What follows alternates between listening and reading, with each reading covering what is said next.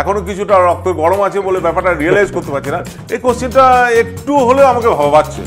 কোনোদিন আপনার রাজা হওয়ার ইচ্ছা হয়নি?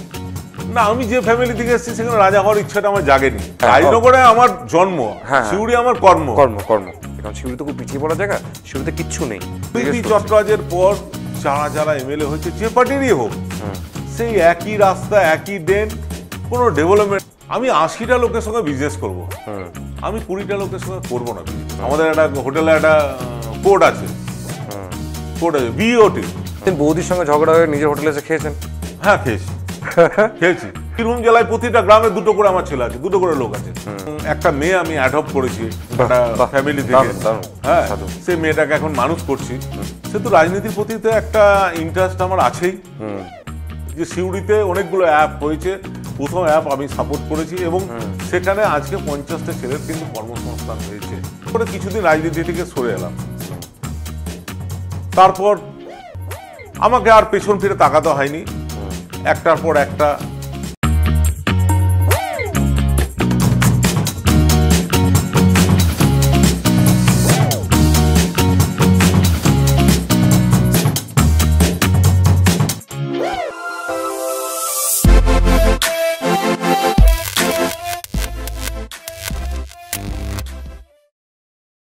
নমস্কার, হ্যালো পৃথিবীর পডকাস্টে আজকে আমাদের সঙ্গে আছেন একজন বিশেষ মানুষ, এবং বিশেষ বলার শুরুর কারণটাই এটা, যিনি নিজের জীবনে বিভিন্ন দর্শন নিজেকে একবার করে অ্যাডপ্ট করেছেন এবং সেই দর্শনকে ভেঙে নতুন দর্শন তৈরি করেছেন। যে সাকসেস যদি পেতে ইচ্ছে হয় তাহলে শুধু যেটা লাগে সেটা হলো প্রয়োজন, নিড থাকলে বিশ্বের যে কোনো জায়গার যে কোনো মানুষ যে কোনো স্তরে নিজেকে উপনীত করতে পারে। এরকমই একজন মানুষ আমাদের এই সিউড়ির মধ্যেই থাকেন, আমাদের বীরভূম জেলার মানুষ, যিনি একজন টেস্টিমোনিয়াল তৈরি হয়েছেন এবং যাকে দেখে আমার মতো বা আমাদের মতন যারা বিজনেস করতে চায় বা যারা লাইফে চাকরি ছাড়াও সাকসেস এর যে অন্য রাস্তা, সে অন্য রাস্তায় পেতে চাই, তাকে দেখে আমরা শিখতে পারি। আমি শুরুতেই নমস্কার জানাই আমাদের সঞ্জয় অধিকারী এবং আমাদের দাদুলদাকে, সকলকে। এবং আমি এইখানটাতেই, এই পয়েন্টটাতেই তোমার শুরুতেই আপনাকে জিজ্ঞেস করতে চাইছি যে জার্নিটা শুরু হয়েছিল ওই একটা ছোট্ট একটা গ্রাম লাউজোর, রাজনগরের ওই ছোট্ট একটা ব্লকের একটা ছোট্ট একটা গ্রাম, এবং তখন রাজনগরকে কেউ মানচিত্রে চিত্র বলে কেউ জানতো না।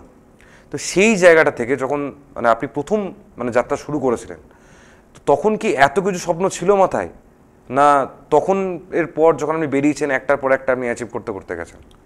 দেখুন, আমি পশ্চিমবাংলার সবচেয়ে ছোট ব্লক এবং পিছিয়ে পড়া ব্লক এবং পিছিয়ে পড়া গ্রাম বলতে পারেন, লাউজোর বলে একটা ছোট্ট গ্রাম, সেই গ্রাম থেকে এসেছি।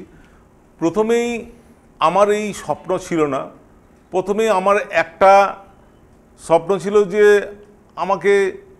আমি যখন মাদারপুর স্কুল থেকে উচ্চ মাধ্যমিক পাস করে 89 সালে সিউড়ি বিদ্যাসাগর কলেজে ভর্তি হলাম, তখন একটা চরম মুহূর্ত চলছে। আমার বাবা একজন শিক্ষক ছিলেন, প্রাথমিকের শিক্ষক। 90 সালে বাবাদের একটা কি হয়েছিল 60-65 ব্যাপার নিয়ে, তখন বাবাদের চাকরিটা চলে যায়। তখন একটা দায়িত্ব চলে আসে। দায়িত্বটা হচ্ছে যে সংসারটাকে দেখতে হবে, দাদা আছে, ভাই আছে, মা আছে, এবং কিছু একটা করতে হবে। তো এই নিয়ে আমি কিন্তু পড়াশোনার সঙ্গে সঙ্গেও আমি কিছু কাজের চিন্তা ভাবনা এগিয়েছিলাম, যে কিছু কাজ করে যা সংসারটাকে দেখতে হবে, সংসারটাকে বাঁচাতে হবে। কারণ ধরুন আমাদের কিছু জমি জায়গা আছে, কিন্তু ওইদিকে কোনো চাষবাস সেভাবে হয় না, বৃষ্টি, রাজনগরে কোনো ডেভেলপমেন্ট নাই। আপনি স্বাধীনতার আমলে যেটুকু দেখেছেন রাজনগরে, এখনো সেই একই, কোনো ডেভেলপমেন্ট, যে সরকারি আসুক রাজনগরের প্রতি উদাসীন। সেই জায়গা থেকে এসে যে কিছু করতে হবে, প্রথমে আমি লড়াই করেছিলাম। যে লড়াইটাতে আমি পেয়েছিলাম, আমার গ্রামের যারা ভাই বোন আছে, গ্রামীণ যারা আমার ভাই বোন আছে, সিউড়ি সারণিক যেসব গ্রাম আছে, সেই সব গ্রামের ছেলেমেয়েরা আমার পাশে দাঁড়িয়েছিল প্রথম লড়াইয়ে। প্রথম লড়াই হচ্ছে সেটা ছাত্র রাজনীতির মাধ্যমে। আমি এই লড়াই, সেটা কি বিদ্যাসাগর কলেজেই প্রথম? বিদ্যাসাগর কলেজেই প্রথম ছাত্র রাজনীতির মাধ্যমে আমি এই লড়াই এসেছি। এবং ছাত্র রাজনীতি করতে এসে, ছাত্র পরিষদ করতে এসে আমার আজকে কিন্তু সিউড়ি শহরে পরিচিতি হয়েছে।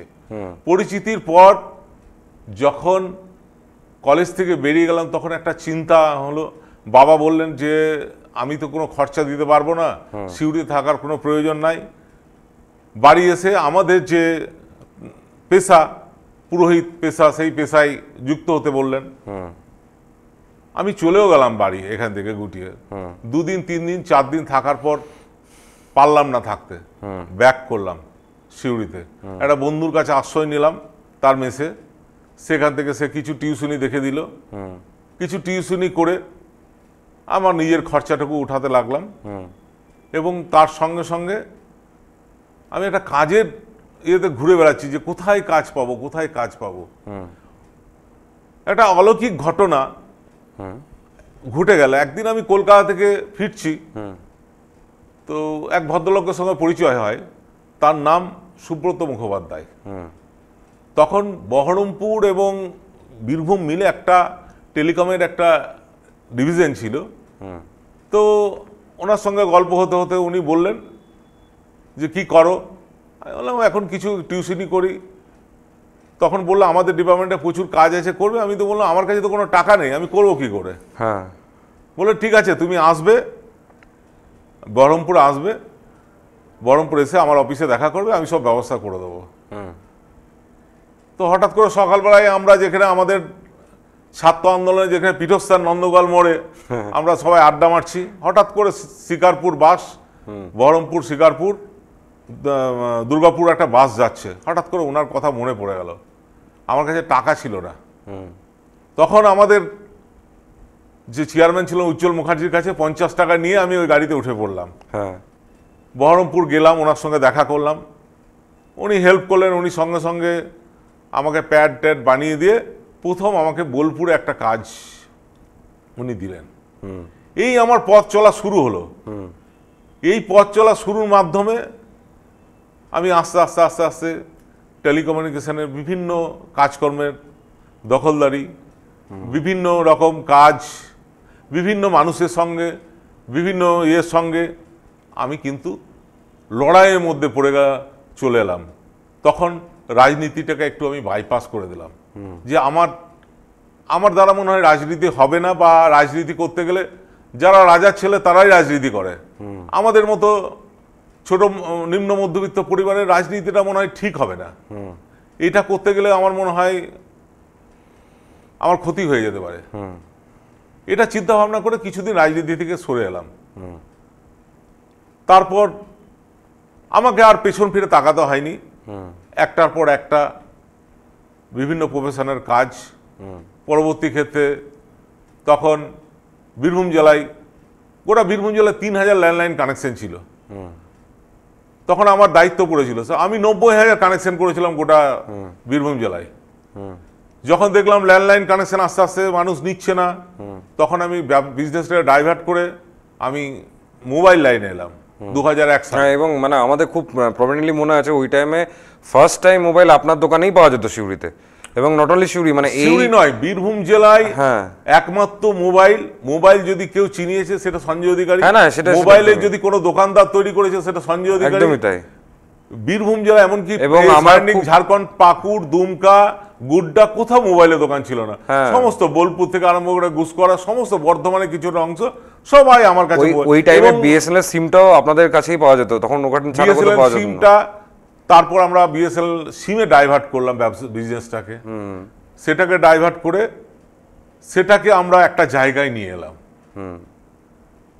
এই আস্তে আস্তে সেটাকে জায়গায় নিয়ে আসার পর বিজনেসটাকে আবার ডাইভার্ট করলাম, হোটেল বিজনেসে নিয়ে এলাম। আমি এই জায়গাটাতেই মানে একটা জায়গা মানে জানার আগে খুব চেষ্টা করছে আমার, মানে ইচ্ছেও হচ্ছে এবং আমি জানতে চাইছিও আপনার কাছ থেকে। সেটা হলো আপনি বললেন ছাত্র রাজনীতি, ঠিক আছে। তখন যতটুকু আমাদের কাছে ইনফরমেশন আছে যে তখন বিদ্যাসাগর কলেজের একটা টাইম আপনি জিএসও ছিলেন, short period of time, but আপনি ছিলেন। শর্ট পিরিয়ড না, আমি বিদ্যাসাগর কলেজের প্রথম বছর আমি ডিবেট সেক্রেটারি ছিলাম। সেকেন্ড ইয়ারে আমি ম্যাগাজিন সেক্রেটারি ছিলাম, থার্ড ইয়ারে আমি জিএস ছিলাম।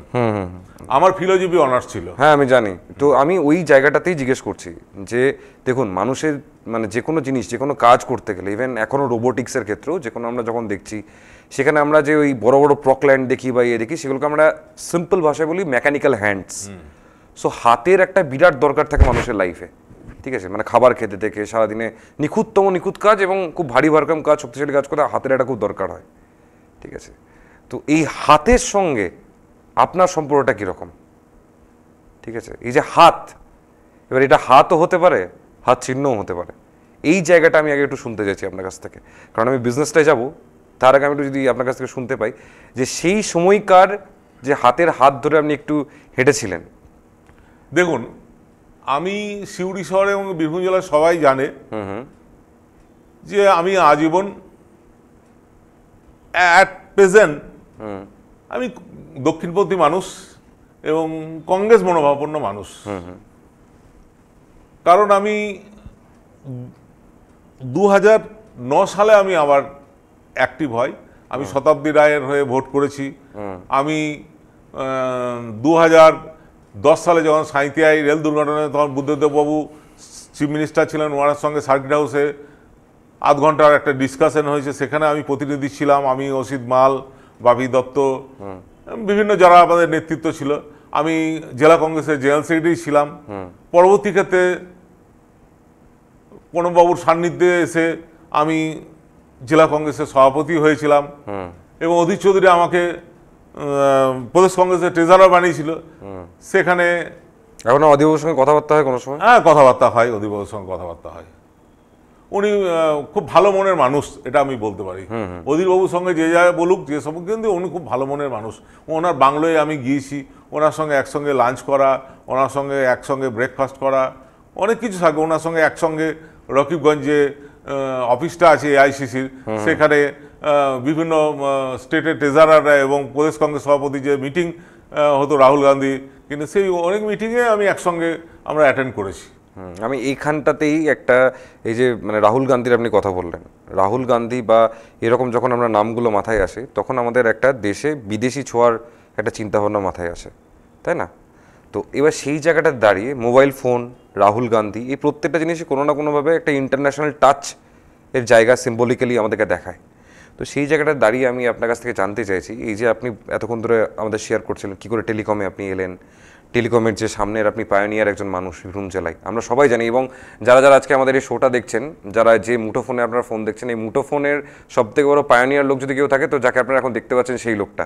এই লোকটা সবথেকে বেশি মানে মোবাইল ফোন সেল করেছেন এবং সবথেকে বেশি ডিস্ট্রিবিউশন আপনি করেছেন। এবং আমি অনেক দেশ ঘুরেছি। হ্যাঁ, দেশও ঘুরেছেন। আমি এই দেশ ঘোরার জায়গাটা থেকে আসছি। আমাদের এই সিউড়ির বুকে বা বীরভূম জেলাতে যে কটা বড় বড় টপ লেভেলের হোটেল, যেমন আপনারও একটা হোটেল আছে, সেগুলো প্রত্যেকটা শুরু হয়েছিল বা সেগুলোর ইনিশিয়েশন শুরুগুলো হয়েছিল কিন্তু ইন্টারন্যাশনাল কিছু লোক এখানে আসতো তাদের মিথেন তোলা বা মিথেন কাজের জন্য বা ঘুরতে ফিরতে, এবং তাদের স্টেইংয়ের জন্য, সেই ক্লাসটা মেনটেন করার জন্য সেই লেভেল অফ হোটেলসগুলো আমরা দেখতে পাই, তাই না? তো এই রকম হঠাৎ করে আপনার মাথা থেকে কোথায় থেকে এরকম আইডিয়াটা তৈরি হলো যে না, এবার আমাকে একটা হোটেল বিজনেসে শিফট করতে হবে, বা হোটেল বিজনেসটা সামনে একটা সুন্দর মার্কেট আছে, বা আমাদের এখানে আস্তে আস্তে মিথেন বা আরও অনেক কিছু কাজ হবে যেখানে ইন্টারন্যাশনাল ট্যুরিস্টরা আসবে ঘুরতে ফিরতে, সেখানে আমার এই সিউড়িতে লোকজন এসে স্টে করতে পারবে যে হসপিটালিটা আমি দেবো। এই জায়গাটা কোথায় থেকে এলো? কারণ আপনি শুরুতেই বললেন আপনি ফিলোসফি স্টুডেন্ট। তো এবার সেই জায়গায় দাঁড়িয়ে যে ফিলোসফির একজন মানুষ যিনি দর্শন বোঝেন, তিনি এই দর্শনটা কোথায় থেকে পেলেন যে সামনে হোটেলের বিজনেস বা একটা ইন্টারন্যাশনাল লেভেলের ট্যুরিস্ট রাখার জন্য একটা হোটেল আমি এখানে তৈরি করতে পারি, বা এই যে একটা রিস্ক নেওয়াটা, এটা কোথায় থেকে এলো? দেখুন, আমি টেলিকমিউনিকেশনের থাকার সুবাদে বেশ কিছু দেশ আমি ঘুরেছি এবং বিভিন্ন দেশে বিভিন্ন, যেমন সাউথ কোরিয়া হোটেল শিলা, 7 স্টার হোটেল, বিভিন্ন আপনি এই বলুন, পাকিস্তানি বলুন বা চায়নায় বলুন, লন্ডন, বিভিন্ন হোটেল। সেখানে গিয়ে আমার একটা, থাইল্যান্ড গিয়ে আমার একটা মনে মনে ইচ্ছা জাগতো হোটেলগুলো দেখে, আমি যদি কোনোদিন একটা হোটেল করতে পারি আমি করব। এবং একটা কারণে আমার হোটেলটা করার, যেটা হচ্ছে আমি কিছু মানুষের কর্মসংস্থান করতে পারবো। যে আমি যদি হোটেলে 50 জনকে আমি কাজ দিতে পারি, তাহলে আমার 50টা ফ্যামিলি ইন্টু 4, 200 জন মানুষের মুখে আমি অন্ন তুলে দিতে পারবো। একদমই একদমই। এইটা আমাকে বারবার কুড়ে খেয়েছে, কিছু মানুষকে কাজ দিতে হবে। আমরা যারা সমাজে প্রতিষ্ঠিত হয়েছি, তারা যদি সবাই, যারা আমাদের উপর মুখাপেক্ষী আছে, যারা জানে যে এদের কাছে গেলে আমরা সহযোগিতা পাবো, এদের জন্য এই চিন্তা ভাবনাটা করে, দেখুন হোটেলটা করেছি এই নয় যে আমি এখানে চ্যারিটি কিছু করব বা দান টাইপের কিছু করব, সেটা নয়। আমি ব্যবসায়িক হিসেবে করেছি এবং মানুষ যাতে হোটেলটাকে, হোটেল সাগরটাকে যাতে সেকেন্ড হোম ভাবে, এই জায়গাটাতেই আমার Second home প্রশ্নটা ভাবে। এবং আমরা দেখুন, আমি ফিলোসফি ছাত্র, হ্যাঁ আমার ইতিহাসও ছিল, এবং আমি সাইকোলজি নিয়ে পড়াশোনা করেছি, সাইকোলজি আমার সাবজেক্ট ছিল। এই যে সাইকোলজি, মানুষকে মুখটা দেখলে আমরা বলতে পারবো, আইডিয়া হয়ে যায় যে এই লোকটা কি বলতে চাইছে, এই মানুষটা এসে আমাদের কাছে কি বলতে চাইছে, কোন মানুষটা আমাদের হোটেলে উঠতে পারে, কোন মানুষটা আমাদের খাবার খেতে পারে, কোন মানুষটা, দেখুন 100টা লোক যদি আমাকে ভালোবাসতো, তাহলে ইন্দিরা গান্ধী 77 সালে হাঁটতো না বা জেলে যেত না। দেখুন, আমারও প্রচুর 100টা লোকের মধ্যে 70টা লোক আমাকে ভালোবাসে, 30টা লোক আমার বিরোধী আছে। কিন্তু আমরা যেটা দিকে, যেমন বিএসএনএল এ অনেক ছেলের কর্মসংস্থান আমরা করেছি, যারা কন্ট্রাকচুয়াল, বিভিন্ন গ্রামগঞ্জ থেকে বিভিন্ন ছেলে আমাদের কাছে এসেছে, সেখানে কর্মসংস্থান করেছি। পলিটিক্যাল সোর্সে যখন ছিলাম জেলা সভাপতি, বিভিন্ন ধরুন বিভিন্ন অফিসে কর্মসংস্থান, পাবলিক অফিস বলুন, কর্মসংস্থান বিভিন্ন করে আমার চিন্তা ভাবনা হয়েছে যে দেখুন, আমার বাড়ির ছেলেটা পুজোর সময় নতুন জামা কাপড় পরবে, আমার বাড়ির ছেলেটা স্করপিও গাড়ি করে ঘুরে বেড়াবে, ইনোভা গাড়ি করে ঘুরে বেড়াবে, আমার পাশের বাড়ির ছেলেটা দুর্গাপুজোর সময় কাঁদবে। এইটা ঠিক আমি ঠিক বাঞ্ছনীয় মনে করি না। আমি চাই যে আমার পাশের বাড়ির ছেলেটাও ন্যূনতম একটা জামা প্যান্ট পরুক, পুজোতে ঈদে একটা জামা প্যান্ট পরুক। এই মানসিকতাটা নিয়ে আমি এগিয়ে যাই। এতে কি লাভ লস হবে এটা দেখি না। এবং সারাদিন পর আমি একটা জিনিস চিন্তা ভাবনা করি যে আমরা যাই হই, এখন যে ডিভাইডেশন পলিসি চলছে, এতে আমি বিশ্বাসী নয়। মানুষে যে ডিভাইডেশন চলছে, রিলিজিয়নে যে ডিভাইডেশন চলছে, আমি চাই যে কর্মসংস্থান হোক। এবং আমাদের একটাই পরিচয় হওয়া দরকার যে আমরা দিনের শেষে আমরা কিন্তু মানুষ। আজ যদি আমরা একটা মানুষের পলিটিক্যাল ক্ষেত্রে একটা মানুষের মায়ের কোল খালি করে দিই, ভবিষ্যতে আমারও কোল খালি হতে পারে। একদম, এটা ভাবতে হবে। এইটা আমরা যারা লাল আর মানে সবারই ক্ষেত্রে রক্তের রং লাল করি বা যারা করে, তারা স্বচ্ছ সরল এই অনেস্ট লোকগুলোকে খেলা করে, এইটা দেখলে খুব দুঃখ হয়। এবং এদিকে ব্যবহার করে, এদের মধ্যে যে শিক্ষা এনে দেওয়া, এদের মধ্যে যে স্বাচ্ছন্দ্য এনে দেওয়া, এদের মধ্যে যে রোজগারের মনোভাব এনে দেওয়া, এইটা আজকাল রাজনীতিক যারা করে তাদের মধ্যে খুব অভাব তৈরি হয়েছে। সেই অভাবটা দূর করতে কিন্তু মানুষের মানসিকতাটাকে চেঞ্জ করতে হবে, এবং মানসিকতা চেঞ্জ আপনাদের এই সংবাদপত্রই করতে পারে। একদম একদম। এবং তার সঙ্গে সঙ্গে যেটা সব থেকে বেশি লাগবে, আপনাদের মতো মানুষদেরও সদিচ্ছা লাগবে।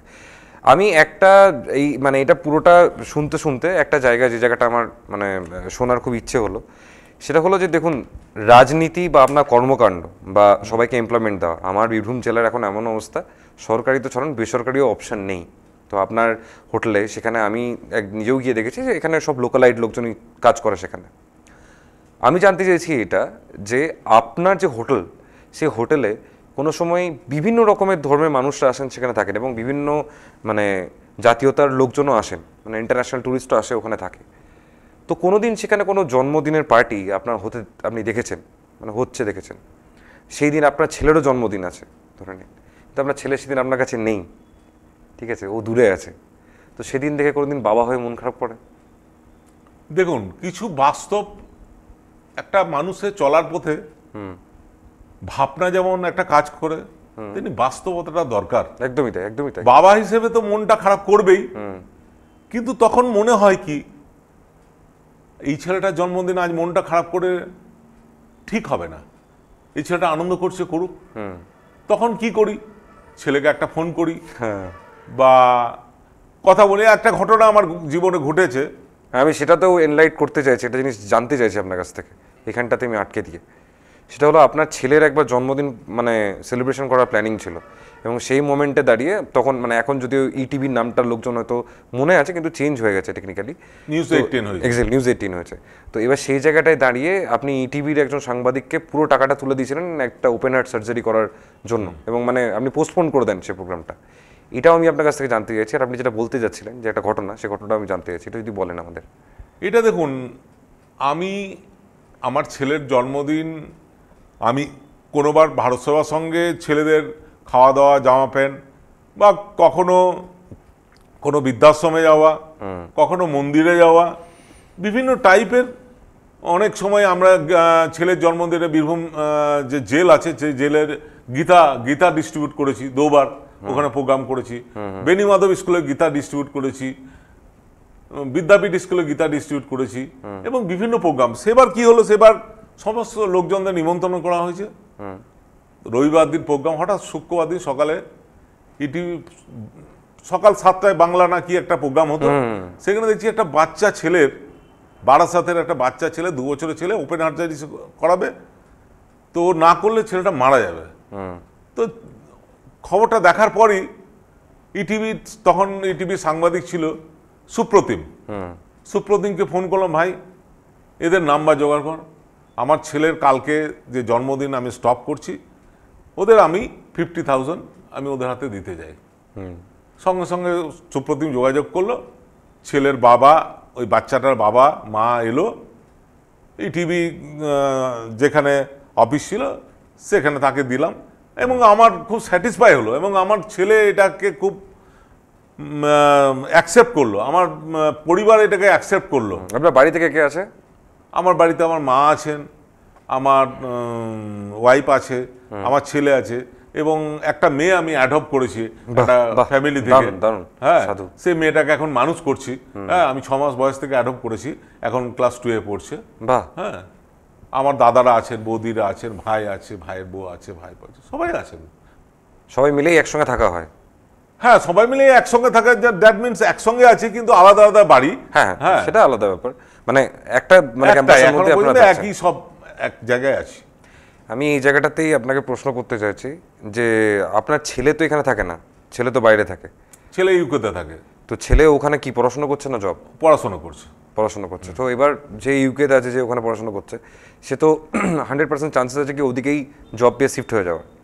তো সেক্ষেত্রে আপনার কোনো চিন্তা হয় না যে আপনি এত বড় একটা মহিরুহ বানালেন, সে সব কিছু এখানেই রয়ে গেল, ছেলে আপনার ওখানেই রয়ে গেল? দেখুন, ওর যে ইচ্ছা, তার ইচ্ছাটাকে আমাকে বাস্তবায়িত করতে হবে। আমি একজন পিতা,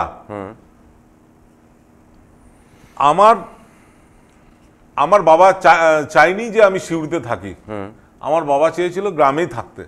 তো আমি কিন্তু বাবার কথাটা শুনিনি, আমি চলে এসেছিলাম যে আমাকে গ্রামে থেকে আমি কিছু করতে পারবো না। সেই জায়গাটাতে জিজ্ঞেস করছি, এই জায়গাটা করে একদিন আমি বলেছিলাম আমার ছেলেকে, তখন যে পড়াশোনা করে, ও তখন গোয়ালিয়র সিন্ধিয়া স্কুলে পড়তো, ও স্কুলিংটা সিন্ধিয়া স্কুলে করেছে, তারপরে সেন্ট জেভিয়ার্স কলেজিং করেছে, এখন ও ইউকেতে ওয়েলসে আছে, ওয়েলসে এখনো পড়াশোনা করছে।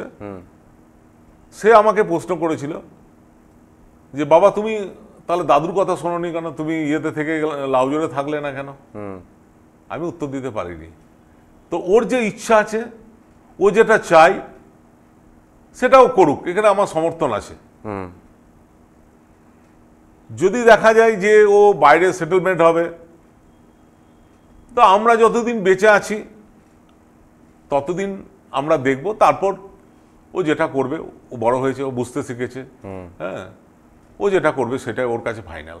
বড় হয়েছে, ও তো বুঝতে শিখেছে, কিন্তু আপনারও তো বয়স বাড়ছে, 60-এর পর প্রত্যেকটা মানুষই জেরিয়াটিক হয়ে যায়, তাদেরও বিহেভিয়ার এক্সপেকটেশন বাচ্চাদের মতো হয়ে যায়, তো কোনো জায়গায় আপনার মন খারাপ করবে না? দেখুন, অনেক বাস্তবে অনেক কিছু দেখছি। একই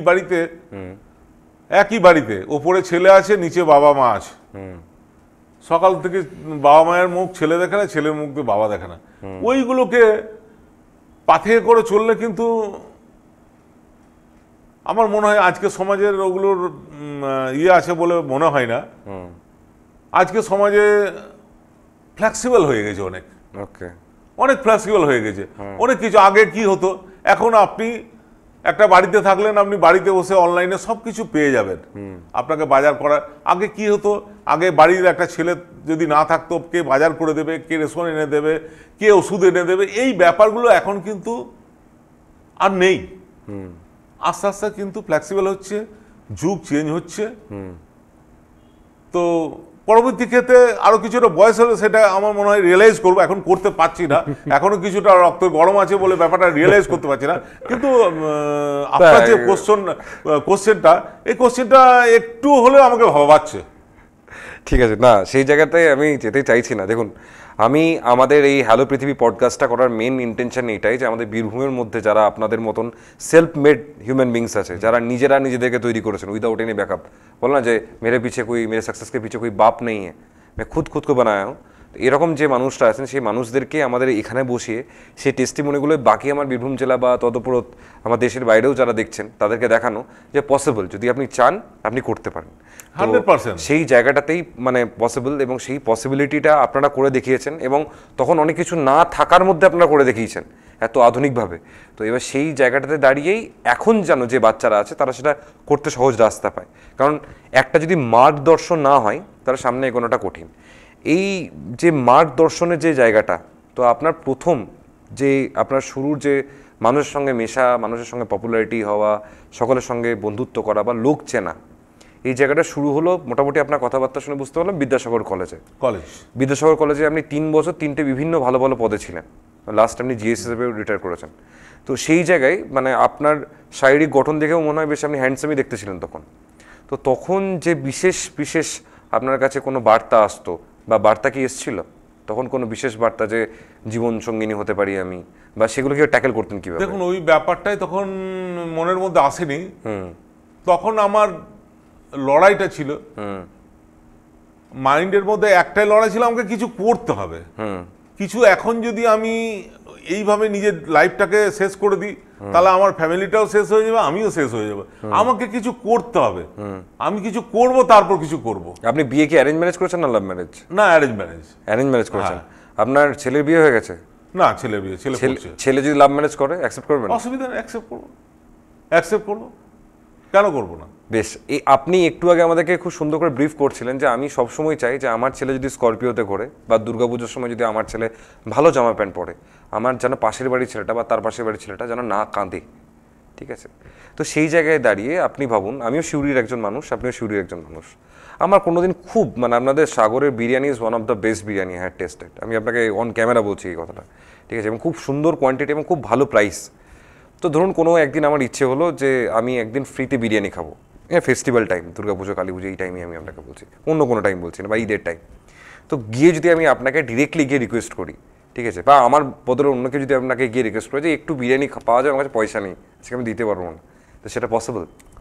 অবশ্যই পসিবল, কারণ আপনাকে বলছি আমি যে ধরনের মেন্টালিটি বিজনেসটা করি, হ্যাঁ, সেই বিজনেসটা হচ্ছে আমি 80টা লোকের সঙ্গে বিজনেস করব, আমি 20টা লোকের সঙ্গে করব না বিজনেস।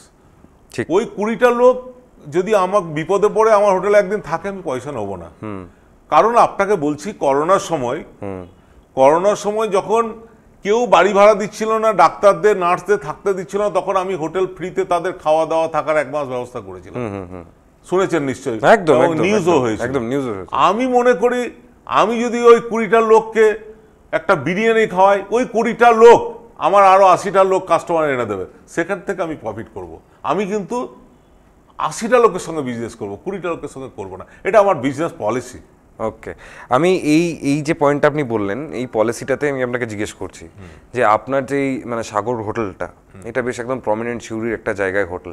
ঠিক আছে, এবার ধরুন এখানে মানে কোনো একটা মানুষ বা কোনো একটা ছেলে, আমাদের এখানে তো অত হোটেল ম্যানেজমেন্টে কলেজ নেই, বা এখানে যারা আমাদের বিভিন্ন হোটেলের যে স্টাফ লাগে সেই স্টাফগুলোর জন্য পড়াশুনো করার মতো অনেকের ক্ষমতা নেই।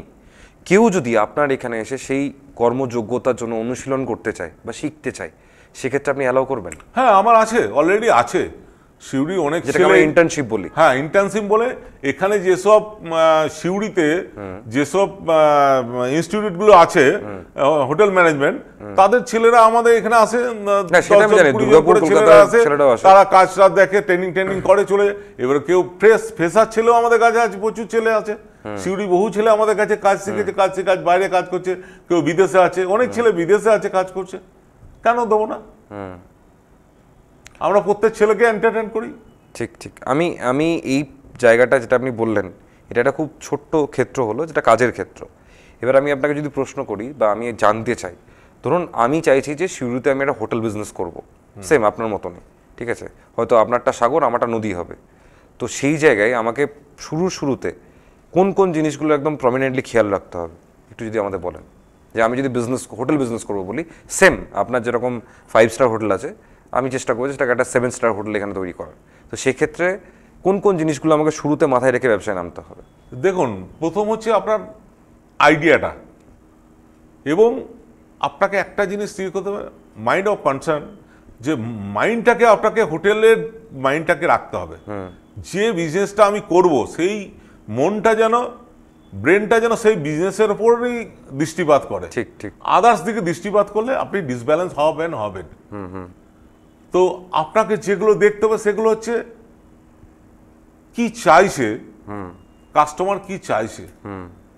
এখন আপনি গুগল হয়েছে, গুগলে আপনি দেখেন কাস্টমার কি চাইছে, কাস্টমার ভিউ কি, বিভিন্ন হোটেলের ভিউ দেখলেন, কাস্টমার ভিউ কি, কাস্টমার কিভাবে বিভিন্ন হোটেলে থেকে এলেন, কিভাবে তার বাথরুমটা আছে, কোন দিকে তার আয়নাটা আছে, কোন দিকে তার জুতো কালার র্যাকটা আছে, হ্যাঁ, কোথায় এসিটা কোন দিকে আছে, কোনখানে, এই যে কনসার্ন, এইটা যদি আপনার ঠিকঠাক থাকে, এবং সবচেয়ে বড় ব্যাপার হচ্ছে কস্টিং, এই জায়গাটা যদি আপনি কন্ট্রোল করতে পারেন, এবং পারচেজিং এই জায়গাটা যদি আপনি নিজে কন্ট্রোল করতে পারেন, তাহলে আপনি সাকসেস হবেন 100% হবেন। আমি এইখানটাতে একটা জিনিস জিজ্ঞেস করছি, রিটার্ন অন ইনভেস্টমেন্ট বলে একটা কথা হয়, আরও হয়, আমরা সব কিছু ক্যালকুলেট করি। এবার হোটেল বা হসপিটালিটি বিজনেসে বলা হয় যে মানে একদিনে হয় না, ইট টেক টাইম, 10 বছর 5 বছর 6 বছর টাইম লাগে। তো আপনার যে হোটেল তৈরি করার যে এন্টার কস্টিংটা, সেটা মোটামুটি কত বছরের মধ্যে আপনার মনে হয়েছিল যে হ্যাঁ এবার এটা আমার উঠে গেছে, এবার আমি এটাকে আরও ফ্লারিশ করতে পারবো? দেখুন, হোটেল বিজনেসে হচ্ছে অন্য বিজনেসে আপনি পার্ট করে করতে পারেন, কিন্তু hotel business one time investment, তারপরে আপনার মেইনটেন্স সেটা তো থাকবেই। তো একবারে আপনি যদি করেন, একদিনে আপনার টাকাটা আসবে না, কিন্তু এই বিজনেসে যদি আপনার 60%ও আপনার অকুপেন্সি হয়, তাহলে কিন্তু আপনার মানে বছর 4-5 মধ্যে টাকাটা উঠে আসবে, 5 বছরের মধ্যে আপনার টাকাটা উঠে আসবে। ঠিক। যদি কোনো একটা ছেলে যে আমাদের আজকে এই পডকাস্টটা দেখছে আপনার সঙ্গে, ঠিক আছে, আপনার এই মানে আপনি একজন self made millionaire, right now hotel own করেন, তো এখনকার আমি জানি না আপনি ইনস্টাগ্রাম বা ফেসবুক কতটা করেন বা ইউজ করেন, ঠিক আছে, যদিও এখন মানে জেনজিস বলে একটা শব্দ হয়, আপনি নিশ্চয়ই জানবেন, ঠিক আছে, জেনজিস যারা এই 2000 এদিকে জন্মায় তাদেরকে জেনজিস বলে, আর তাদেরই একটা শব্দ হয় গোট মানে এদের এই গোটটা ছাগল নয়, GOAT, greatest of all the time. So you are a goat person, কি যে সেলফ মেড মিলেনিয়ার এবং সিউড়ির মতন জায়গাতে এরকম একটা নামি দামি হোটেল তৈরি করেছেন, যেটা আপনি একদম মানে লোক মার্কেট করতে পারে যে হ্যাঁ আমাদের সিউড়িতে এরকম কিছু আছে, কারণ সিউড়িতে খুব পিছিয়ে পড়া জায়গা, সিউড়িতে কিচ্ছু নেই, সত্যি কথা বলতে কিচ্ছু নেই, ওই হোটেলগুলোই আছে। তো সেই জায়গাটাতে আমি আপনাকে বলছি, আপনার হোটেলে আপনার ফেভারিট ডিশ কি, এটা যদি একটু আমাদের বলেন। আমার হোটেলে বিভিন্ন টাইপের ফেভারিট ডিশ আছে। না, যেটা আপনার, যেটা মানে যে ডিশটা আপনার খেতে ভালো লাগে, একটা ডিশের আমরা নাম শুনবো যেটা আপনার খেতে ভালো লাগে। দেখুন, আমি অ্যাকচুয়ালি চিকেন, মটন এসব আমি খাই না জন্ম থেকে। হ্যাঁ হ্যাঁ, জাস্ট আমার বাড়িতে ঠাকুর আছে, সেই সুবাদে আমি খাই না। তো আমাদের এখানে যেমন ললিপপ, সাগরের ললিপপ, সাগরের বিরিয়ানি, সাগরের ফিশ, যেটা হচ্ছে ভেটকি ফিশ, সাগরে বিভিন্ন টাইপের ফিশ পাওয়া যায়। হোটেল অন্য কোনো সিউড়ি অন্য কোনো হোটেলে বিভিন্ন টাইপের ফিশ পাবেন না। এবং আমেরিকান কর্ন সল্টেড পেপার, সাগরের মুরগ মশলা। আপনার কোন ডিশটা সব থেকে ভালো লাগে? দেখুন, আমি অ্যাকচুয়ালি আমি নিরামিষী লোক। হ্যাঁ, আমি ডাল ফ্রাই তো নিরামিষই, ডাল ফ্রাই আমাকে খুব সুন্দর লাগে। হ্যাঁ, মিক্স ভেজ, হ্যাঁ, বা পনির টিক্কা মশলা। কোনোদিন বৌদির সঙ্গে ঝগড়া হয়ে নিজের হোটেলে এসে খেয়েছেন? হ্যাঁ, খেয়েছি। তো জামা প্যান্টগুলো কে সিলেকশন করে দেয় যে আজকে কোনটা পরবে, কালকে কোনটা পরবে, বা পার্টিতে কোনটা যাবে, এটা পরে সেটাকে? এটা আমার মিসেসই সিলেকশন করে দেয়, কোনটা কখন পড়তে হবে, কোনটা কখন করতে হবে। আর জামা প্যান্ট কেনার ক্ষেত্রে ছেলে অনলাইনে কিনে দেয় না মিসেস যায়? না, মিসেসও যায়, ছেলেও করে দেয়। এগুলো আমার ফ্যামিলি খুব সাপোর্ট করে আমাকে। ঠিক। আর মানে যা জুতো, ঘড়ি, এই সেই সবকিছু আমার মিসেস সবকিছু দেখে। আপনি মাঝে মাঝে খুব বাড়ির জামা কাপড় পরেই বাইরে বেরিয়ে যান, আমরা সবাই দেখেছি আপনাকে, এবং মানে একদম নর্মালি বেরিয়ে যান। দেখুন, আমি খুব সিউড়ি মানুষ জানে আমি খুব সিম্পলি জীবনযাপন করি। হ্যাঁ, এবং আমি বীরভূম জেলার ডিএম সাহেবের সঙ্গেও আমি বসে গল্প করি। হ্যাঁ, আমি আইসির সঙ্গেও আমি এসপির সঙ্গে বসে গেলাম, আমাকে আবার দেখবেন একটা ঠেকে একটা রিক্সাওয়ালার সঙ্গে বসে আমি চা খাচ্ছি, গল্প করছি। আবার দেখবেন রাস্তায় দেখবেন দুটো ভিক্ষা করছে, আমার সঙ্গে ছোটবেলায় পড়েছে, তাদের সঙ্গে বসে আড্ডা মারছি। আমরা অ্যাটলিস্ট মানুষ, তো এটা করলে ক্ষতি কি আছে? ঠিক ঠিক ঠিক, একদমই ঠিক। আমি আপনার এই যে ভার্সাটাইলভাবে আপনি যে বাঁচছেন বা সবার সঙ্গে নিয়ে বাঁচছেন, আপনার কোনো সময় এটা ভয় লাগে না যে কালকে যদি আমাকে এই যে এত লোক আমাকে চেনে, মানে সেটা খুব সুন্দর কথা আছে না কি, এক ওয়াক্ত থা জব পুরা শহর মুঝে জানতা থা, ঠিক আছে, আজ ডর লাগতা है कि अगर सब ভুল যায় মুঝে তো मैं क्या करूं। তো এই ভয়টা কোনো সময় আসে না যে আজ মানে আপনি দেখুন একটা মানুষ, যে মানুষটা লোক ছাড়া বাঁচতে পারবেন না আপনি, আপনার টাকা থাকুক, পয়সা থাকুক, যা কিছু থাকুক, সব বাইরে বেরিয়ে কিন্তু আপনাকে লোক লাগবে, আপনার বাঁচতে গেলে আপনার লোক লাগবে, লোক ছাড়া আপনি বাঁচতে পারবেন না। তো কোনো সময় এটা ভয় লাগে না যে এমন কোনো একটা ঘটনা লাইফে ঘটলো যে কোনো লোকই আপনাকে চাইলেও চিনতে চাইলেও চিনছে না, এই ভয়টা লাগে না কোনো সময়? দেখুন, আমি এমন কোনো কাজ করিনি যাতে এই ভয়টা আসবে। ঠিক, যারা উল্টোপাল্টা কাজ করে, হ্যাঁ, যারা ডিসঅনেস্টি কাজ করে, তাদের এই ভয়টা লাগবে যে তাদের পাশ থেকে মানুষ কোনোদিন না কোনোদিন সরে যাবে। আমি যদি ডিসঅনেস্টিকে, আমি যদি অত্যাচারী হয়, আমি যদি লোককে ঠকাই, আমি যদি মিথ্যা কথা বলি, আমি যদি চিটিং করি, মানুষ আমার কাছ থেকে সরে যাবে। এটা তো স্বাভাবিক প্রশ্ন। কিন্তু এই জায়গাগুলো আমি একটা করি না বা করিনি, হ্যাঁ, তার জন্য আমি মনে করি মানুষ আমার সঙ্গে থাকবে। আমি বীরভূম জেলায় প্রতিটা গ্রামে দুটো করে আমার ছেলে আছে, দুটো করে লোক আছে প্রতিটা গ্রামে। বীরভূম জেলায় যত গ্রাম আছে, যেখানে যাব সঞ্জয় অধিকারীকে সবাই চেনে, প্রতিটা গ্রামে। আমি এখানে 93 টেলিফোন এক্সচেঞ্জ তৈরি করেছি। আমি এমন কোনো গ্রাম নাই যেখানে সে কেবিল লিঙ্ক, মাটির গর্ত কাটিনি। প্রতিটা গ্রামে আমি অনেক জায়গায় হয়েছে, অনেক জায়গায় গিয়েছি, রামপুরহাট, বোড়ারোই, বিভিন্ন কাজের ক্ষেত্রে গিয়েছি, গিয়ে দেখেছি। হঠাৎ এই সঞ্জয় দা আপনি এখানে, প্রতিটা গ্রামে আমার দুটো চারটে করে লোক চেনা আছে।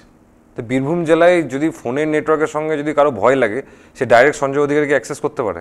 হ্যাঁ, কেন করবে না? সেক্ষেত্রে আপনি সাহায্য করবেন? হ্যাঁ, 100 বার।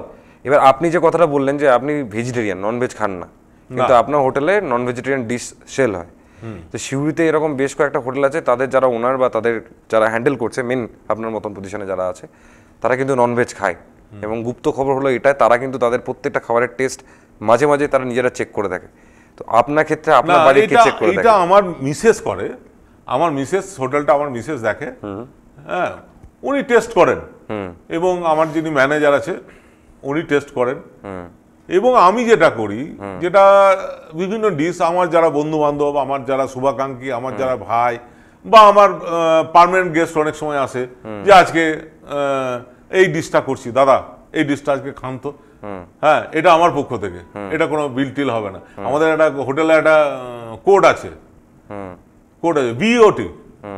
হ্যাঁ, কোনো খাবার ওখানে তো বলা যায় না, আপনি বসে আছেন, আপনাকে একটা চা অফার করলাম, বা আপনাকে একটা খাবার আপনি বললেন না আমি ইয়ে খাবো, চিকেন পকোড়া খাবো, তো যারা স্টাফ আছে তারা ভাবে বিল হবে। তো ওরা আমরা বলে দিই একটা কোড আছে, এটা বিওটি, বস টোকেন অর্ডার, মানে টাকা লাগবে না, এটা এক কথায়। এই কিছু কোড আছে। তো আমি নিজে না খাই, কারণ ছোট থেকে খাই না, ছোট থেকে বাড়িতে রাধাকৃষ্ণ আছে, এর জন্য আমি খাই না। তো বিভিন্ন বন্ধু বান্ধব আছে। আপনার ওখানে তো রাস, মানে আপনার যেটা অ্যাকচুয়ালি সেখানে রাসের বিরাট ফেস্টিভ্যালও হয়। হ্যাঁ, ওটা আমাদেরই রাধাকৃষ্ণ আমাদেরই। আমরা অ্যাকচুয়ালি রাজনগরের রাজপুরোহিত, আমাদের অরিজিনাল বাড়ি এখানে নয়, আমরা রাজাদের পূজা করতে আমরা এখানে এসেছিলাম। ও, আপনাদের অ্যাকচুয়াল বাড়ি কোথায় তাহলে? আমাদের অ্যাকচুয়াল বাড়ি কলকাতা আড়িয়াদহ। আমাদের 10 পুরুষ চলে এসছে এখানে। ও, মানে মোটামুটি আপনারা এখানে বহুদিন আগে মাইগ্রেট হয়েছে। হ্যাঁ। তো মানে এখন মানে কোনো সময় ধরুন সরস্বতী পুজো বা কালী পুজো বা দুর্গা পুজো, আপনিও অনেকগুলো পুজোর সঙ্গে, অনেক ক্লাবের সঙ্গে অ্যাটাচ আছেন, তো সেই ক্ষেত্রে এই পুজোর সময় আপনাকে অনেক ক্লাবে দেখা যায়, তো সেই ক্লাবে যদি কোনো সময় পুরোহিতের অভাব হয়, সেটাকে আপনি মেটাতে পারবেন? না, দেখুন, আমি পুজোটা আমি ঠিক জানি না, বা আমি শিখিও নি। বলে যে যাদের মানে এরকম কুলপুরোহিত আছে, আমার বাবা পুজো করতেন, তারা নাকি আমার দাদু করতেন, আমার যারা দাদারা আছে তারা করতেন।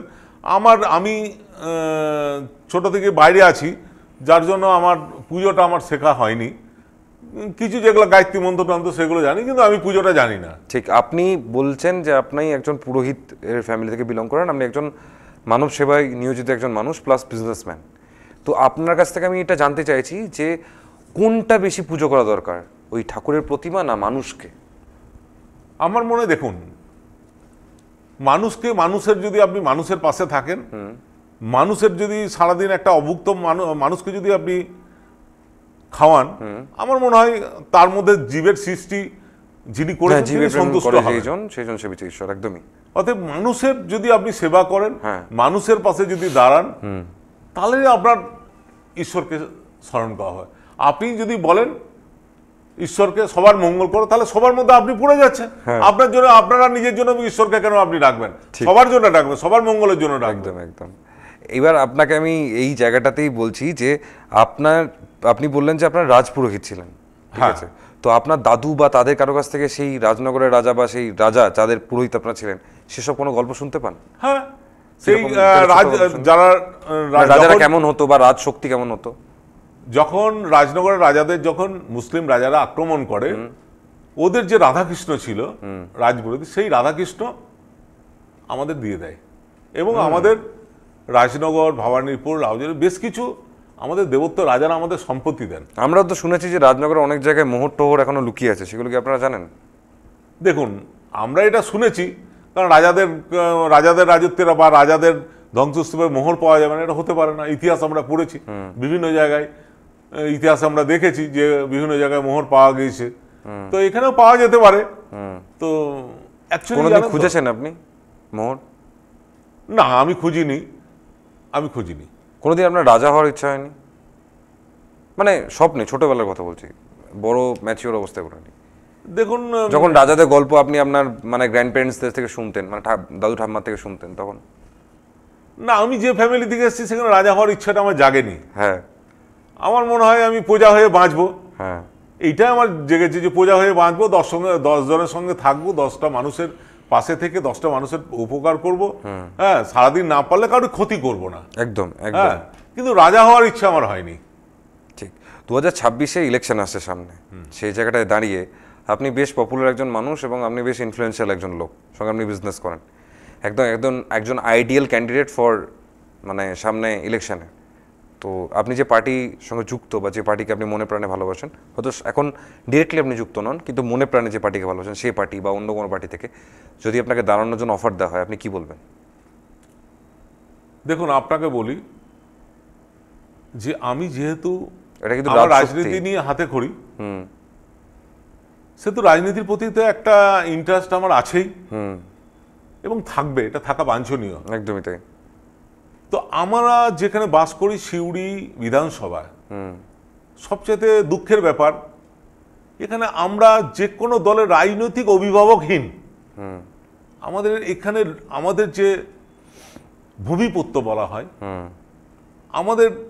আমরা দেখেছি যে সুনীতি চট্টরাজের পর, আমি বেশি বিতর্কে যাব না, আমি জাস্ট সুনীতি চট্টরাজের পর যারা এমএলএ হয়েছে, যে পার্টিরই হোক, কংগ্রেস বলুন, সিপিএম বলুন, বিজেপি বলুন, তৃণমূল বলুন, সিউড়ি শহরটাকে তার সঙ্গে এখন রাজনগর যোগ হয়েছে। রাজনগর দুবরাজপুরে পুরো বেলটাই অলমোস্ট। এখন দুবরাজপুরে ধরুন 4টে অঞ্চল সিউড়ির মধ্যে, রাজনগরের 5টা অঞ্চল, সিউড়ির 7টা অঞ্চল, আর মিউনিসিপ্যালিটি মিলে সিউড়ি বিধানসভা। তো সিউড়ির ডেভেলপমেন্ট, আমরা আজকে সিউড়িতে আমার 35 বছর আসা হয়ে গেল, সেই একই রাস্তা, একই ড্রেন, কোনো ডেভেলপমেন্ট নাই। আজকে আপনি বোলপুরে যান, আপনি রামপুরহাটে যান, একদম সেখানে ডেভেলপমেন্ট। এখানে মানুষ প্রতিবাদ কেন করে না, বা প্রতিবাদ করতে কেন শেখেনি, এই জায়গাটা খুব অবাক লাগে। যদি কোনোদিন সুযোগ পাই প্রতিবাদ করার, যদি আমি যে দল করি সেই দল যদি আমাকে মনোনয়ন দেয়, আমি লড়াই করব।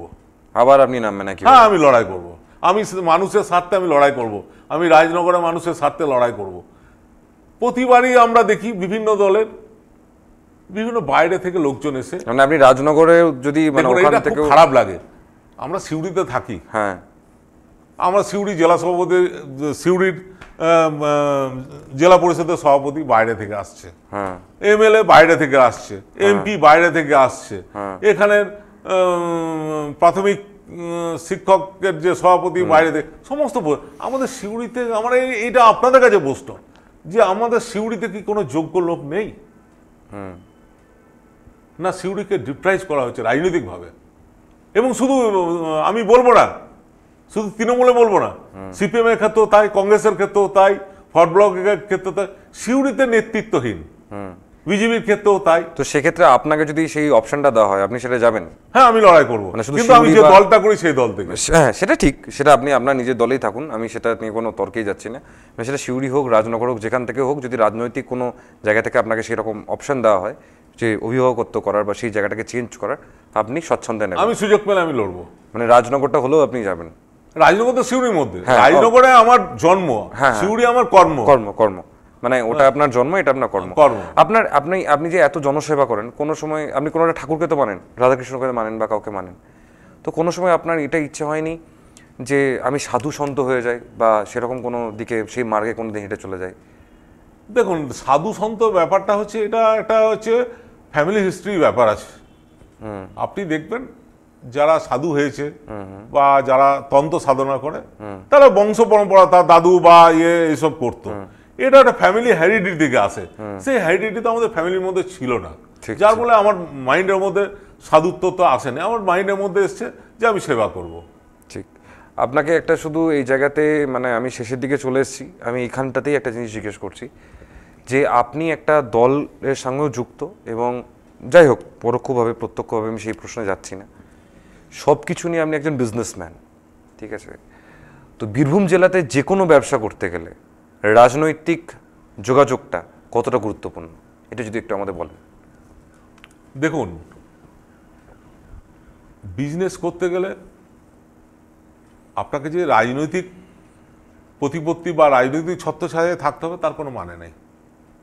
আপনার যদি ব্যক্তিত্ব ঠিক থাকে, আপনার যদি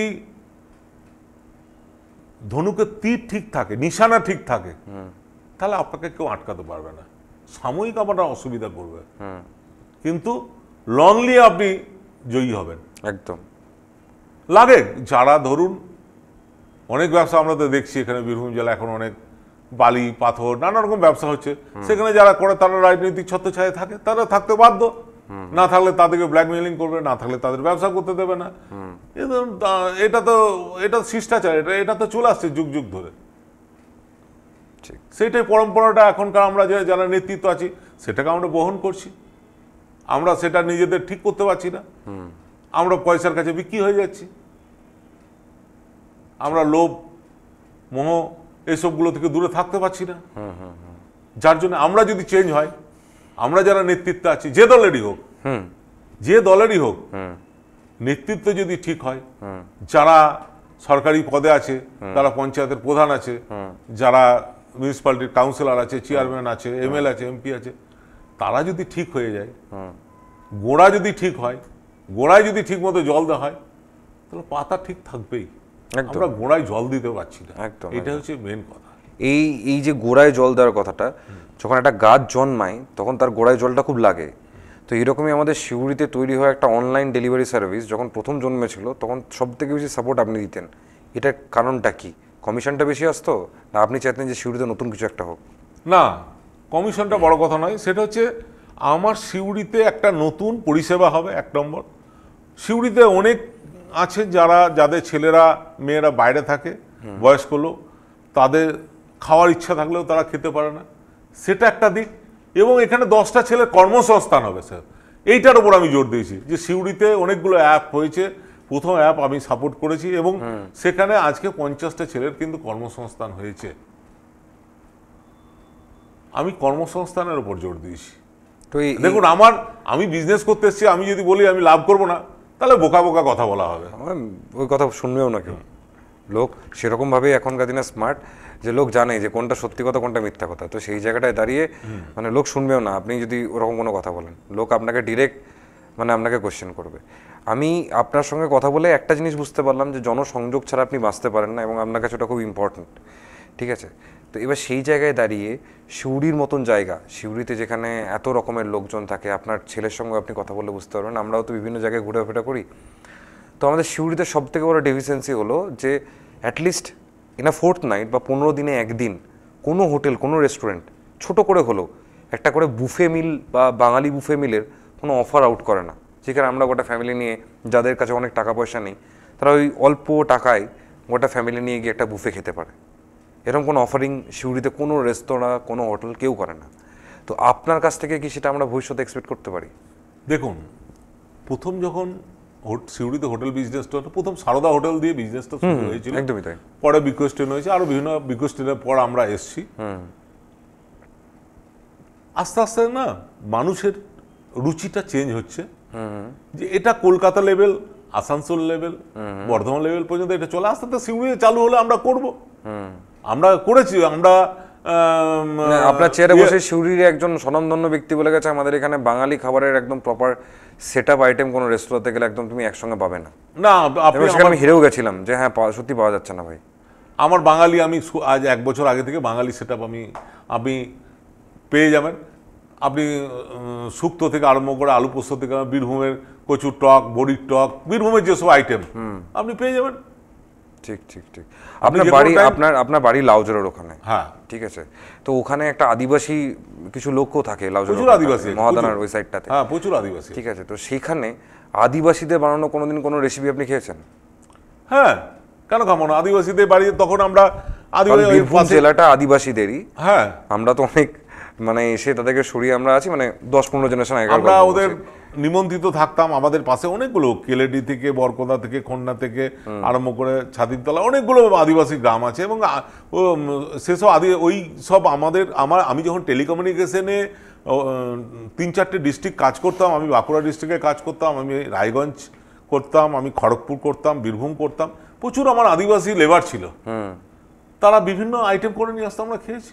আমি ওদের বান্না পড়বে, আমরা নিমন্ত্রিত থাকতাম। তো বীরভূম জেলাতে আপনার এখানে আপনার হোটেলেই অনেক ইন্টারন্যাশনাল টুরিস্ট আসে, প্লাস বীরভূমের স্বনামধন্য যে কোনো ব্যক্তি আপনার হোটেলে এসে স্টে করে। সমস্ত পলিটিক্যাল নেতারা আছে। হ্যাঁ আমি জানি, শুধু পলিটিক্যাল নয়, সেলিব্রিটিরা এলেও আপনার হোটেলে স্টে করে, ঠিক আছে। তো আমি সেই জায়গায় আপনার কাছে জিজ্ঞেস করছি, এই তো কিছুদিন আগে জয়পদ্দা, সলমান খানের ভাই, আরবাজ খান, আসরানি, সুমিত, প্রত্যেকে সমস্ত, আমি তো অন ক্যামেরা ওই জন্য আপনাকে বলছি। তো সেই জায়গায় তাদেরকে একটা সিম্বলিক্যালি, যেহেতু আমাদের এটা আদিবাসী প্রোন এরিয়া, সেখানে একটা কোনো সিম্বলিক্যালি আদিবাসী ডিশ আপনি যাদের কাছ থেকে খেয়েছেন বা যাদের রেসিপি ছোটোবেলায় টেস্ট করেছেন, কোনো ইচ্ছা করেন যেটা সিম্বলিক ডিশ আমার এখানকার সাগরের হবে, যেটা একটা আদিবাসী ডিশ হবে এবং সেটা দিয়ে আমি আমার নিজের এরিয়াটাকে রিপ্রেজেন্ট করবো, এরকম কোনো ইচ্ছা হয় না? না, এটা আমার খুব ইচ্ছা হয়। আদিবাসীরা আমাদের বীরভূম জেলাতেই আছে, কিন্তু বীরভূম জেলাতে সব থেকে বেশি পিছিয়ে পড়ে আছে, তাদেরকে কেউ কেয়ার করে না, ঠিক আছে। তো সেই জায়গায় দাঁড়িয়ে তাদের একটা যে কোনো সিম্বলিক্যাল জিনিস, ঠিক আছে, সেটা যদি আপনি আপনার হোটেলে স্টার্ট করেন, একটা যে কোনো, না এটা আমার ইচ্ছা আছে। আপনি খুব একটা খারাপ কথা বলেননি, এটা আমার ইচ্ছা আছে। এটা আমি ইমপ্লিমেন্ট করব, খুব তাড়াতাড়ি ইমপ্লিমেন্ট করব। আমি যেমন এখানে বীরভূমের যেগুলো আলু পোস্ত বলুন, পোস্তর বড়া বলুন, আরো বিভিন্ন আইটেম যেগুলো বলুন, শুক্তো বলুন, বলুন, বড়ি ভাজা বলুন, এগুলো যেমন চালু করেছি, হ্যাঁ ওটাকে আমি করব। এবং আমরা বীরভূমের কোনো ডিশ খেতে চাইলে আমরা গেস্টের কাছে আমরা রিকোয়েস্ট করি যে আপনার এক্সট্রা কোনো ডিশ তৈরি করে, এই মেনুর বাইরে আপনি কি খেতে চান। ঠিক। এবার ইন্টারন্যাশনাল যারা গেস্ট আসে, সেই মানে ইন্টারন্যাশনাল যারা গেস্ট আসে, সেক্ষেত্রে তাদের সোম বাবার এসেছিল ডেনমার্ক থেকে, প্রচুর গেস্ট ছিল, প্রায় ওরা 15 দিন ছিল ডেনমার্ক থেকে, সুইডেন, ডেনমার্ক, আপনার কাছে রাশিয়া, তুরস্ক লোকও এসছে। তো এবার সেই জায়গায় তো তাদের পক্ষে বলা সম্ভব নয় কোনটা। তো আপনি যদি ফ্রন্টে গিয়ে একটা অফার করেন, তাহলে তারা একটা আমাদের সিম্বলিক একটা ডিশ এখানে খেতে পারে, শুধু আলু পোস্ত বা এটা ছেড়ে কোনো আদিবাসী। না, সবচেয়ে মজার ব্যাপার ওরা লোকাল ফুডটাকে এক্স্যাক্টলি অ্যাকসেপ্ট করে, এবং ওনারা যেটা সাজেস্ট করেন এনি লোকাল ফুড, হ্যাঁ any local food please provide any local food with a little bit masala, কারণ ঝাল ওরা নিতে পারে না, ঝাল নিতে পারে, আমরা লোকাল ফুড প্রোভাইড করেছি। ঠিক ঠিক ঠিক। ওর জন্য বারবার ওরা প্রতি বছর এখানে আসে, জয়দেব মেলায়, সোম বাবার আশ্রমে, সব এখানে আসে। এবং মজার ব্যাপার জানো তো, ওখান থেকে ডেনমার্কের ডাইরেক্ট আমার হোয়াটসঅ্যাপ নাম্বার আছে, সব বুকিং আসে ডাইরেক্ট। তো আপনাদের এই মানে এই আপনি এত কর্মকাণ্ড করছেন, সারাদিন সব কিছুটা ম্যানেজ করেন, তো সেই জায়গায় দাঁড়িয়ে নিজের রিক্রিয়েশনের জন্য কি আছে? নিজের যখন কোনো সময় মনে হয় দিনে ফ্রাস্ট্রেটেড লাগছে বা বিরক্ত লাগছে, বা নিজেকে একটু ভালো রাখার জন্য নিজে পার্সোনালি কোনো সময় কাটান দিনের মধ্যে? আমার যখন দেখুন, প্রত্যেকটা মানুষের তো একটা ক্লান্তি থাকে, একটা বিরক্তি থাকে। কেউ যদি বলে আমার বিরক্ত থাকে না, আমার ক্লান্তি থাকে না, সে ভুল কথা বলবে একদমই। তখন আমি আমার ছেলে যদি এখানে থাকে, তখন ছেলে বা মিসেসকে নিয়ে আমি সিউড়ি শহরে, বুঝতে পারছেন, গাড়ি নিয়ে বেরিয়ে গেলাম, একটু ঘুরলাম টুরলাম, নিজেকে মাইন্ডটা ফ্রেশ করে বাড়ি চলে এলাম, এইটুকুই করি। ঠিক ঠিক ঠিক। বন্ধু বান্ধবের সঙ্গে ওইখানে ওইভাবেই আপনার কোন একটা দিন দরকার পড়লে আমি মিসেসকে নিয়ে বেরিয়ে যাই। ঠিক। যদিও গল্প শেষ হবে না এবং আমার কথাও শেষ হবে না, আরও প্রশ্ন প্রচুর আছে। যদি আমাদের দর্শকরা চান, এবং আমি সকলকে অনুরোধ করব, আমাদের এই হ্যালো পৃথিবী পডকাস্টে আজকে যাকে আপনারা দেখলেন, ইনি একজন, আমরা এই ট্রেন্ডিং ওয়ার্ডে বলি না, সেলফ মেড মিলেনিয়ার। তো he is one of the self made millionaire, আমাদের এখানকার মানুষ এবং এখানকার মাটির ছেলে, যিনি নিজেকে এভাবে তৈরি করেছেন। পরে কোনো দিন আবার যদি ওনার সময় পাই, আমরা আবার চেষ্টা করবো ওনাকে আবার আনার। তা করতে করতে এইটুকু সময়ের মধ্যে সকলকে জানাই জোহার, এবং তার সঙ্গে সঙ্গে আপনাদের প্রত্যেকের কাছে অনুরোধ করছি, আপনাদের নিজেদের চ্যানেল নমস্কার সবাইকে, স্টুডিও থেকে আমি আমার সশ্রদ্ধ প্রণাম জানাচ্ছি, ছোটদের আমি ভালোবাসা জানাচ্ছি, এবং আমার যারা বন্ধু বান্ধব আছে তাদেরকে আমি আন্তরিক অভিবাদন জানাচ্ছি। আজকের এই যে স্টুডিওর যারা আছেন কর্তৃপক্ষ, বিশেষ করে সঞ্জয়কে এবং সঞ্চালক খুব সুন্দর সঞ্চালন করেছে আমার পক্ষ থেকে, তাকে আমার অনেক অনেক ধন্যবাদ, ভালোবাসা অনেক ধন্যবাদ। আমাদের সঞ্চালনার থেকেও এই পডকাস্টটা করার মূল এবং মেন টার্গেট এটাই, আমাদের এখানকার যারা লোকজন আছে তারা প্রাণ মন খুলে তাদের সাকসেসে, তাদের সাফল্যের যে রাস্তাটা, সেটা বাকিদেরকে দেখাক, যেন কোনোদিন আমার এই বীরভূম জেলাতে আর এই ডেফিসিয়েন্সিতে কেউ না ভোগে যে আমার কাছে কাজ নেই, আমার উন্নতি করার আমি রাস্তা খুঁজে পাইনি। যেন সবাই আপনাদের মতন লোকজনকে দেখে, এবং আপনাদেরকে আমরা কুর্নিশ জানাই, kudos to you all those people who created this testimony. সকলকে অনুরোধ করবো আমি এটাই, যে প্লিজ ভিডিওটা লাইক করুন, শেয়ার করুন, এবং কমেন্ট বক্সে জানান যে আপনি আরও বেটার কী চাইছেন, এবং পরবর্তীতে আবার এই মানুষটাকে যদি আমরা পাই কী কী প্রশ্ন বাকি রয়ে গেল আপনাদের মনে যেটা ছিল। সকলকে অনুরোধ করবো আপনার নিজের চ্যানেল S2S মিডিয়াকে প্লিজ লাইক করুন, শেয়ার করুন এবং সাবস্ক্রাইব করুন। তার সঙ্গে সঙ্গে হ্যালো পৃথিবীতে আর কি চাইছেন প্লিজ ফিডব্যাকে জানান। সকলকে জানাই অনেক নমস্কার, অনেক ধন্যবাদ। নমস্কার।